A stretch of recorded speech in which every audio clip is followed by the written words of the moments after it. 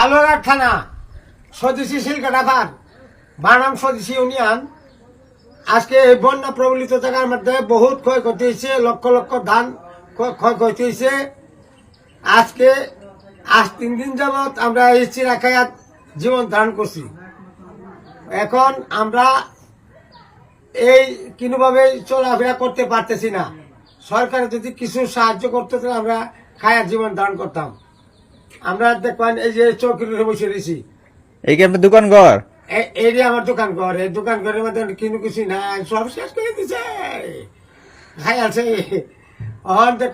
বন্যা এই দোকান ঘরের মধ্যে একটা সাপ ছিল, এই সাপের তরঙ্গে আমরা বাড়িতে চলে গেছি। বাড়িতে মানে উঠতেছি ঘরে টুয়ে চালের মাঝে বসে আমরা বসবাস করতেছি।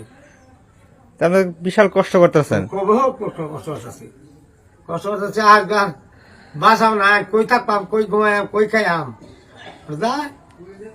ধন্যবাদ। করতেছি। এই দেখেন বিশাল বড় বন্যা, শুধু শিলকাটাপার দোকানপাট সব ডুবে গেছে। দেখেন আপনাকে কি অবস্থা, ইস, সব শেষ হয়ে গেছে। সব ডুবে গেছে।